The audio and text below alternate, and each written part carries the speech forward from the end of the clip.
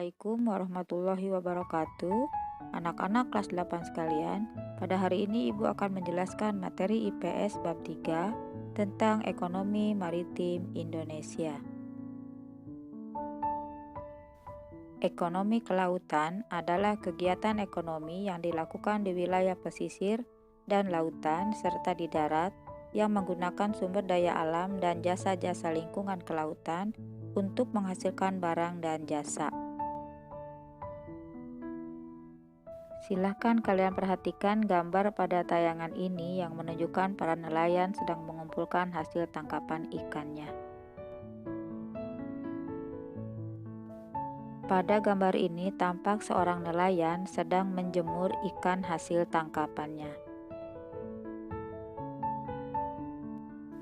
Ekonomi maritim adalah kegiatan ekonomi yang mencakup transportasi laut, industri galangan kapal dan perawatannya, pembangunan dan pengoperasian pelabuhan beserta industri dan jasa terkait.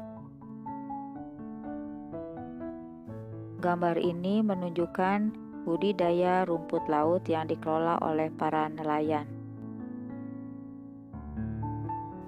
Tujuan pembangunan ekonomi kelautan: 1. Pertumbuhan ekonomi tinggi secara berkelanjutan. 2. Peningkatan kesejahteraan seluruh pelaku usaha khususnya nelayan, pembudidaya ikan, dan masyarakat kelautan lainnya yang berskala kecil. 3. Terpeliharanya kelestarian lingkungan dan sumber daya kelautan. 4. Menjadikan laut sebagai pemersatu dan tegaknya kedaulatan bangsa. Kondisi ekonomi maritim Indonesia. 1. Sektor pelayaran.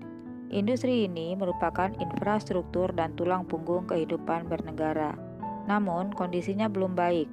Pangsa muatan armada kapal nasional masih rendah, industri galangan kapal yang strategis belum berkembang, sistem pelabuhan pelayanannya masih relatif rendah. Kapal ini menunjukkan adalah sebuah kapal penumpang antar pulau yang ada di Indonesia. 2. Sektor perikanan. Potensinya sangat besar, namun kontribusinya terhadap pendapatan nasional masih rendah. Pertambahan kawasan budidaya perikanan pun masih sangat kurang. Gambar ini menunjukkan tentang pengembangan sektor perikanan.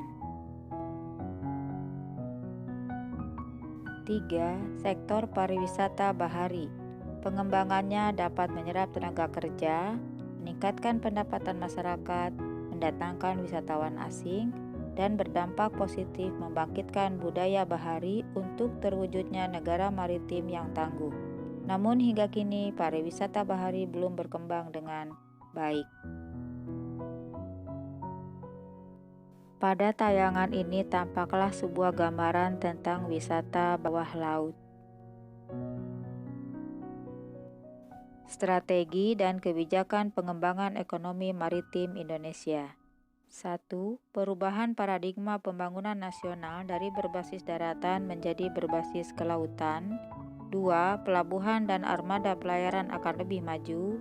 3. Memacu percepatan pengembangan infrastruktur dan ketersambungan maritim, membangun tol laut, pelabuhan laut dalam, dan logistik industri perkapalan.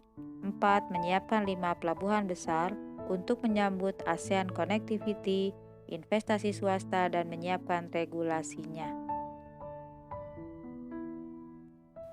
Anak-anak kelas 8 sekalian, demikianlah kiranya materi yang Ibu sampaikan pada hari ini.